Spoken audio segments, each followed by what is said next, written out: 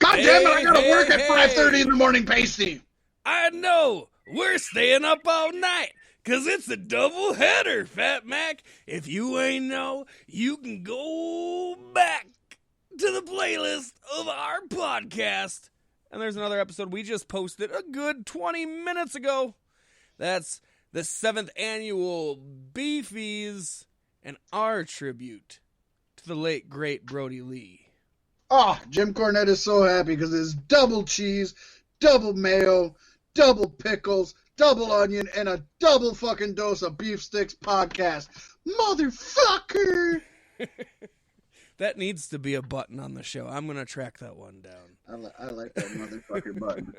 Yes, folks, if you haven't already, make sure to go and listen to either before or after. It doesn't really affect the lineage or whatever of our show. But we just did an amazing tribute, if I do say so myself, to Brody Lee, to John Huber, to Luke Harper, however you knew him. And we also gave you our Beefy Awards, which are so fucking fun. And as always, we got so many little side roads. You're going to be entertained for hours about shit that might not even have anything to do with pro wrestling. You know, we felt so bad about giving you guys so many shortage sentinels in 2020. We figured we'd kick the new year off right. This is a jam goddamned packed episode. I'll tell you what, you didn't see more beef inside a small orifice since fucking Mia Khalifa's video with Marty Jannetty.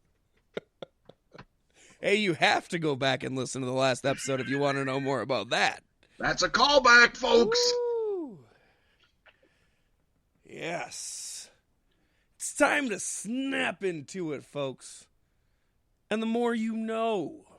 Here we are at the top of the show. Access TV and Impact Wrestling are joining forces for a special tag team event. Wrestle Week on Access TV. The event is a week-long lineup packed with exclusive profiles, behind-the-scenes footage, cult classic movies, and more, featuring some of the biggest stars of Impact Wrestling. Wrestle Week begins Tuesday, January 12th, 4 p.m. Eastern, 1 p.m. Pacific, and leads up to Impact's much-anticipated first pay-per-view event of 2021, Hard to Kill. Can't wait. On Saturday, January 16th. And this is your Wrestle Week on Access TV schedule. Tuesday, January 12th at 4 p.m. Eastern. Be sure to tune in for Bound for Glory's broadcast premiere. Folks, if you didn't catch it on the pay-per-view, you can catch it for free on Access TV. That's always nice. I like that. And then on January 12th at 8 p.m., that is followed up by a healthy dose of Impact. Brand new episode. And then Wednesday, January 13th at 10 p.m. Eastern, we get Impact in 60. An hour-long docu-series focusing on many aspects of Impact Wrestling and Impact Wrestling history. Thursday, January 14th at 9 p.m. Eastern Time, Impact Wrestling, This Is Hard to Kill documentary will debut. Basically, it is what it says. It's a documentary on the lifespan of Impact Wrestling and how every year since it existed, people said it was the last year, and they're still going on. Friday, January 15th at 8 p.m. Eastern, Badass Movie Night with the Good Brothers showing the movie Kickboxer. Oh, is that going to be like Mystery Science Theater 3000, or are they just going to be in the commercial breaks? That's my wonder. I think it's going to be like Monster Madness on TNT, where, yeah, during the commercial breaks, they talk about it and add shit about it. That's my guess. Way better if it were MSTK3K. Uh-huh. But either way, or even fun like because JCW tapes where they just commentate over it. Yeah, because Kickboxer is an awesome Jean-Claude Van Damme movie, and the Good Brothers, you know they're going to have fun with it. Either way, just watch it, folks. I'd just watch Kickboxer. It's a good fucking movie. JCVD, baby. I don't think I've seen it. I don't know. I might have to watch it with the Good Brothers. And then finally, Saturday, January 16th at 7 p.m. Eastern Time, it is Impact Wrestling's live countdown to Hard to Kill pay-per-view. Folks, if you're on the fence about buying the Hard to Kill pay-per-view, you're not going to fucking watch this anyways, so it's kind of pointless. But honestly, it's their pre-show, so just watch it if you are going to watch the pay-per-view. Yes. Or don't, and watch the pay-per-view. The choice is yours. It's Wrestle Week, and this is for you. It is cool to see Access TV kind of, put this kind of promotion behind Impact, because so many promotions in the past have just treated Impact like a redheaded stepchild. And obviously Access TV is owned by the same parent company that owns Impact, so they should do this. But as we've seen with WCW when it was on TNT, and of course it looks like they've learned from it, the way they promote AEW, though, sometimes they don't promote the shit they own, Yeah. Yeah, this is good to see. I mean, it's a lot of, this is the same stuff they do with WWE Network the week of a pay-per-view, where they have a whole bunch of stuff leading up to it. And it's like, you could watch it. You don't have to watch it. But I like to see that Impact is doing this. They need to make more of a spectacle out of what they are, because too many just won't give them a shot because of what it used to be. Yeah, I still see so many on so many wrestling Facebook pages where they talk about, I love AEW, I watch WWE every now and then, just can't stand Impact, or even the opposite. Fuck AEW, I love WWE, but Impact's the worst. And it's like, oh my god, Impact has some of the best wrestling and stories out there if you actually give them a chance. The women's division alone is enough to carry the company. Oh, 100. Yeah, you want to watch good women's wrestling. I think that's where you go, although I don't watch a lot of Shimmer, Shine. I was just going to say, outside of your Shimmer, your Shine, your Stardom, your WSU, those kind of deals.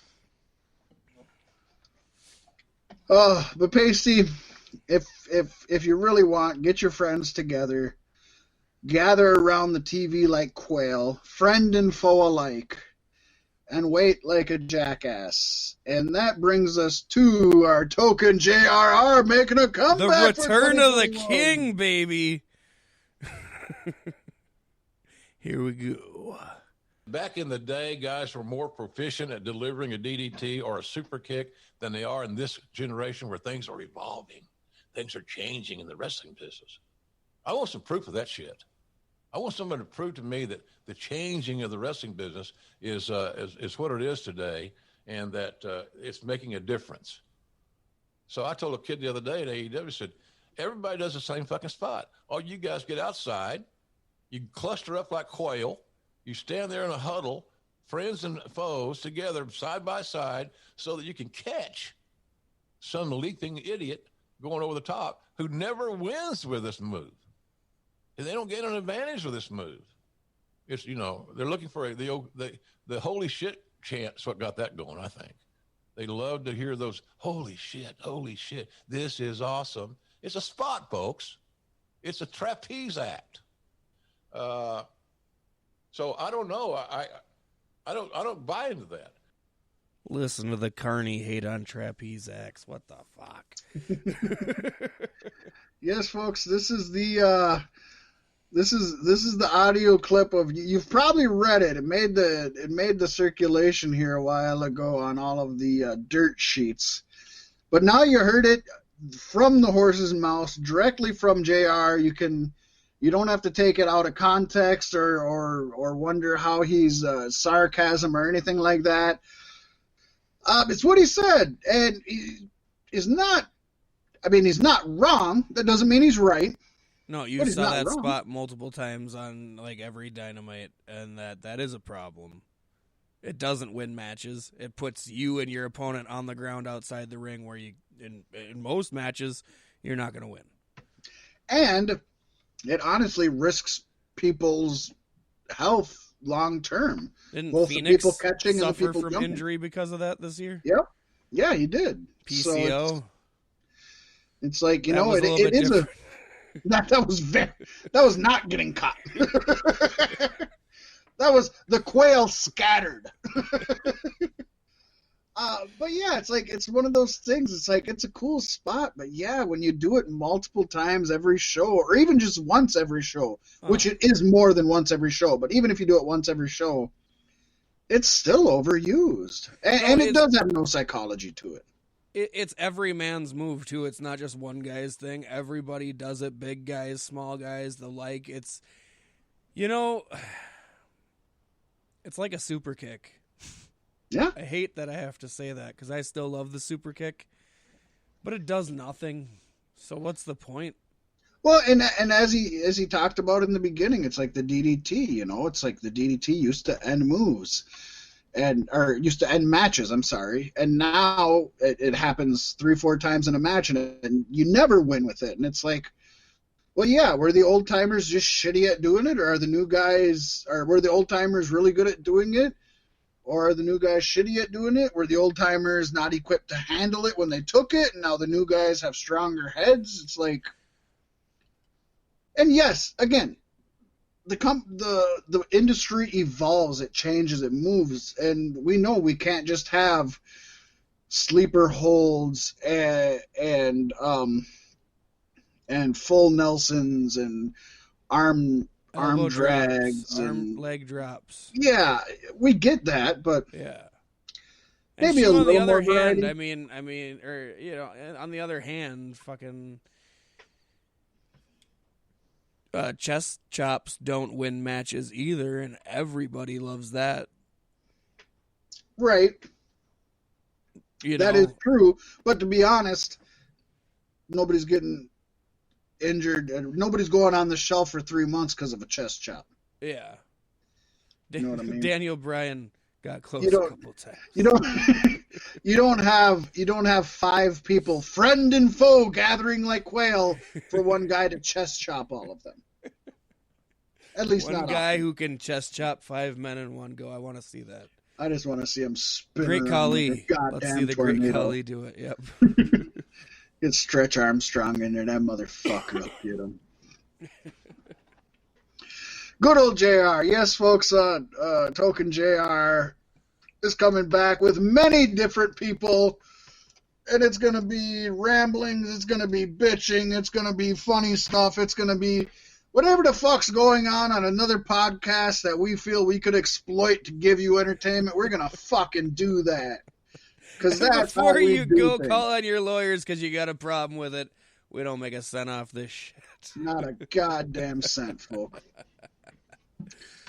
And we're using clips, and it's for educational purposes. We're educating you.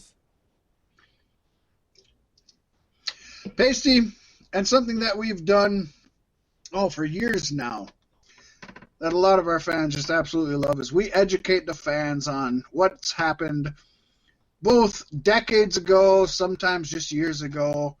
We always talk about something that happened this week in pro wrestling history. And, of course, our new show of the year, Season 4, would not be the same without talking about 23 years ago on January 8th, 1998. Yes, folks, 23 years ago. It's goddamn insane. It hurts me so bad that the 90s are that far gone. That's the end of the 90s. I never feel old until I think about that. Yes, well, that long ago, WCW presented the debut episode of Thunder from the Ocean Center in Daytona Beach, Florida. The first Thunder is most noted for the vacating of the WCW World Heavyweight Championship following not one but 2 controversial bouts between the Icon Sting and Hollywood Hulk Hogan. Moments after Sting forfeited the title, he spoke for the first time since October 1996. Folks, that's over 2 years this guy didn't speak. That's unheard of in today's business, especially since he was their number 1 babyface. And he was not pleased with WCW Commissioner J.J. Dillon's decision, telling JJ that he had no guts, and he told Hogan he was a dead man. The historic